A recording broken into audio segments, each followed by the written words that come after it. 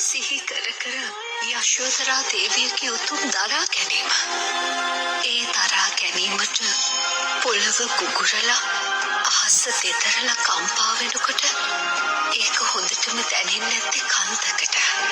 කන්තකගේ ලය පැලුණ කිව්වට සමහර විට කන්තකගේ ලය පැලුනේ ආපහු ඇවිත් යශෝදරා දේවියගේ මූණ බලන්න බැරි කමටත් එක්ක වෙන්නේ නැති. එදා යශෝදරාව රළු ආහාර බැලඳුවේ පඳු පාට ඇඳුම් වැන්දේ උඩු මහලෙන් බිමට නොබැස්සේ ලෝකේ කාටවත්ම නොදෙවෙනිව ඒ පපුවේ තිබුණු අසීමිත ස්වාමි භක්තියට අවුරුදු ගානකින් තමුන්ගේ ස්වාමියා බුද්ධ රාජ්‍ය දිනාගෙන එනකොට එතුමියටම දැනෙන්නේ නැති තමුන්ගේ දරා ගැනීම ශක්තිය.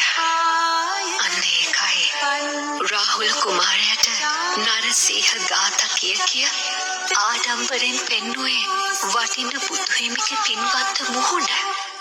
ලෝකෙම නිවන්න ඕනේ නිසා යශෝදරා දරාගත්ත මිසක ඕනේ නම් තිබුණා සිදුවත්ගේ උණුහුමේ තනියම නිවෙන්න.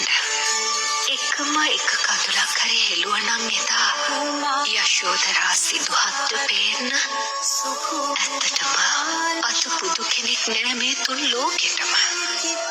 විවරණ ගන්න කලින් පිරිමියෙක් බුදු වෙන්න. විවරණ දෙන්නයි ඕනේ තමුන්ගේ බිරිඳට යශෝදරාවක් වෙන්න. ගෑනුන්ගේ කඳුළු වලට හේතු දුන්නෙම පිරිමි වුණාට පිරිමින්ට දිනන්න රජ වෙන්න බුදු වෙන්න හේතු දුන්නෙම ගෑනුන්ගේ අසීමිත දරා ගැනීම.